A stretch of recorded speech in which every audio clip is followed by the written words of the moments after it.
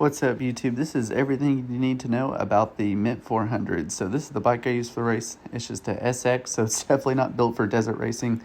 I mainly do like tracks and stuff around here in Texas. So I have the small motocross tank, so that was not going to do for those 60-mile laps. So I got rid of that and got this massive gas tank. So this thing came in handy.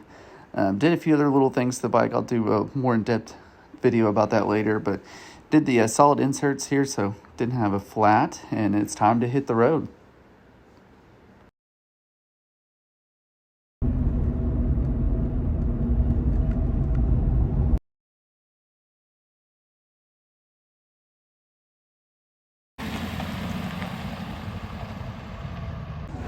So we finally arrived in Vegas. We're hanging around the Airbnb for a couple of days, and now it's time for the parade. So this is pretty cool. So if you do the Mint 400, I think this was a Wednesday or Thursday before the race, they have a little parade. So that was really cool to be able to ride around the strips, pop some wheelies. This cop right here actually got mad at me for it, but no harm, no foul.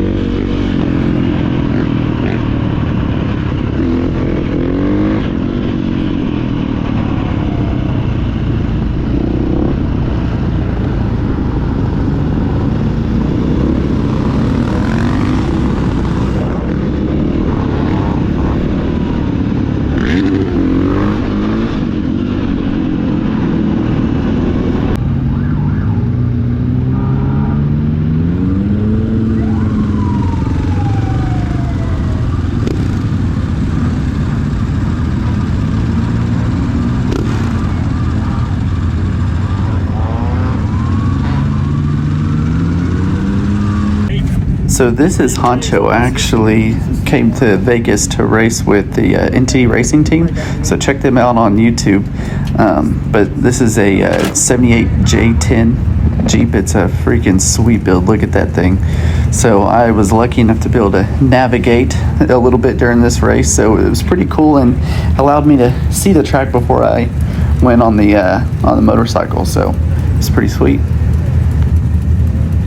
This is my first time to go to the Mint 400. I was blown away. Look how many trucks there's racing. There's side-by-sides and trucks everywhere. There's just hundreds of them. I think there was more. There was probably more trucks than was dirt bikes. Overall, I think there was 800 and something entries during this race. It was massive. I had helicopters going and everything. It was so cool to be a part of it. All right, here's Honcho's first pit stop. So what we're doing here, the panels on this truck are actually all original, so we are going to take off these side panels and just kind of preserve them because they're super hard to find. So we're worried if we bust them off, we'll never be able to find them again. You'll see why we take off these panels here in just a second. Look at this.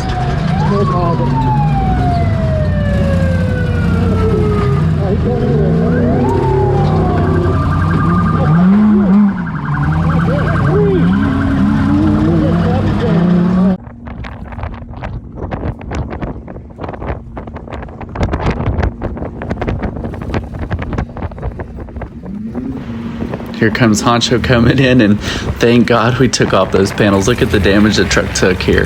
If that panel was on there, it would have ripped it off. Yeah, let him cross the window. Rear end, we got it. Smashed. We had to do a little modification here to get this door to shut, so had to be.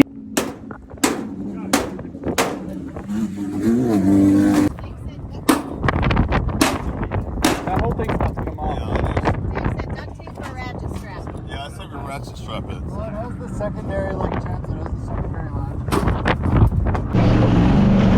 All right, so finally I get to ride in the truck, so I'm just doing my best to navigate. First time giving that a go, so it's a lot harder than it looks, trying to look at that screen and read everything that's coming up and let the driver know what's ahead. It's tough when you're bouncing around in that thing.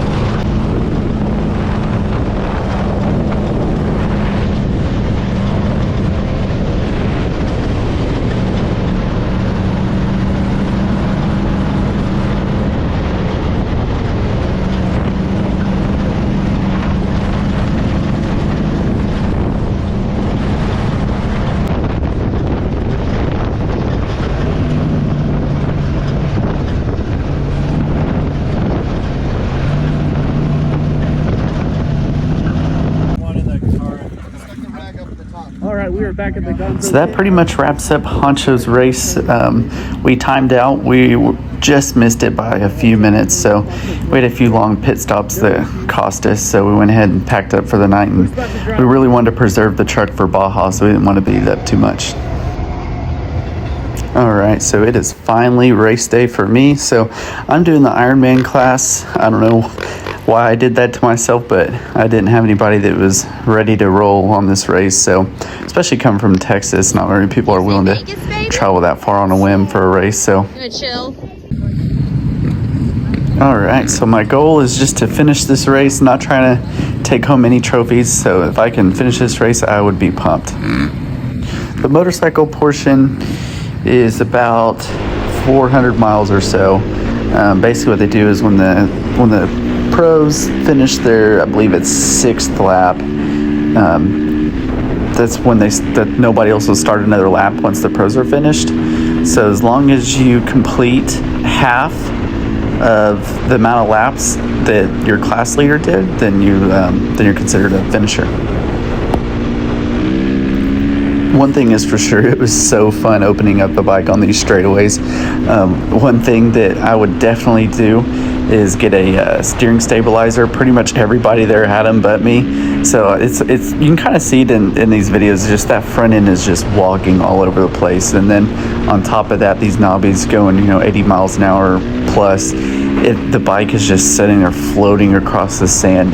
And then every single time I hit every little rock or every little bump in here, this suspension is so tight. It's definitely not built for this kind of racing. So you can feel it in your hands. There was a few times where I'd hit bumps and my feet would fly off the pegs.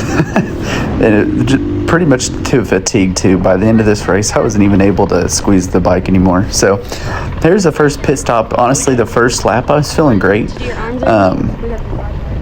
It wasn't feeling too fatigued or anything. I think the first lap took me, I don't know, an hour and a half or so. So on to the second lap.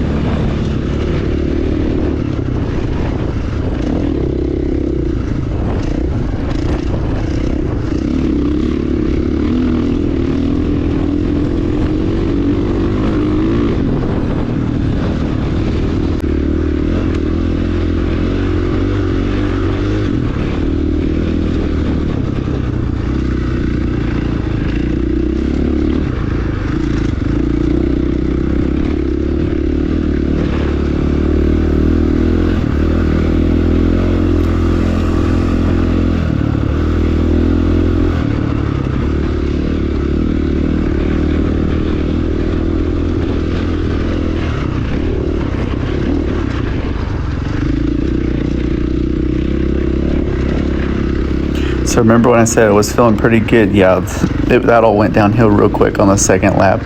I started riding real sloppy, and you can see right here, just wash out. Like, what are you doing?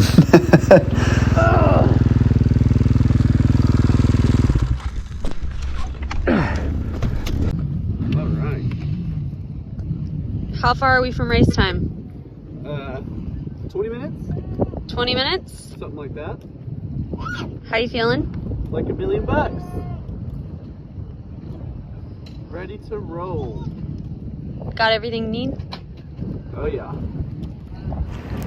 All right, so here we are, starting the third and final lap for me. Did you figure out the water that's We got biggest fan right there. Show me your backflip. Oh, we lost a hat.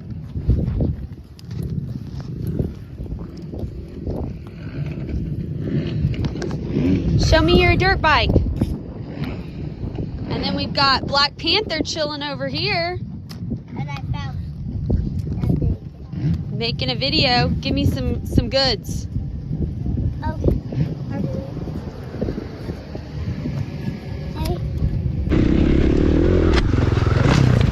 I'm pretty much smoked at this point, so we're crashing left and right.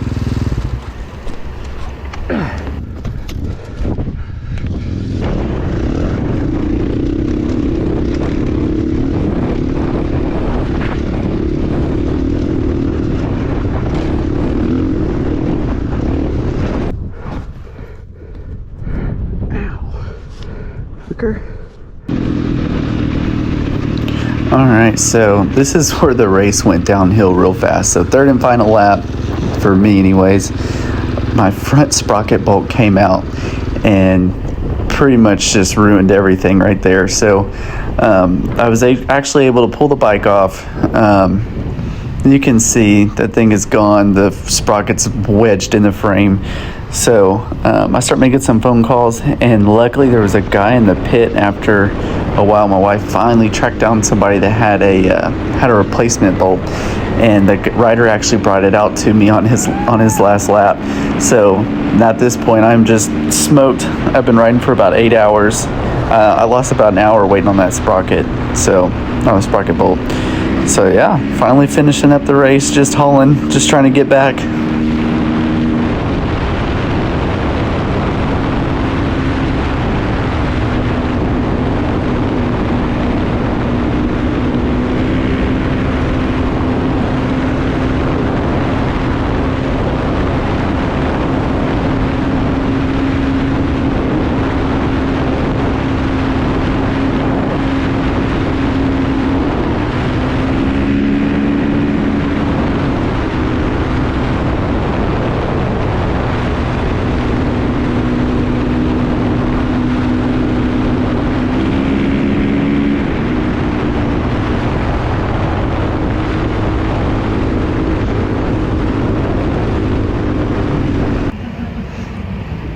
All right, finally at the finish line. All right, if you guys enjoyed the video and you want more info on this, just shoot a couple of comments down there. Let me know, if you're thinking about doing the Mint 400, what do you need to know? I'll do a more in-depth video on some of the bike mods and stuff that you have to do. There's some safety stuff like lights and all that, but highly recommend this race. It was fun. I'm a new guy, and I'm definitely not a great rider, and I had a ton of fun. That's pretty solid. What class were you running? Open Ironman. Open Ironman. Awesome. Go ahead and put that around your neck. Oh shit. Yeah! Who helps you out, Chad? Biggest helper is my wife and kids right there. And then the ATV racing team. So yesterday I got to navigate in the 1450 class. So that was a lot of fun to see the track ahead of time. Oh, that's right. I remember seeing you up on stage last night. That was pretty cool. Oh yeah, it was tons of fun. So you understood the course, but it was a completely different course for the bikes. Oh yeah, much different. Much different. That's awesome. Congratulations on that Open Ironman.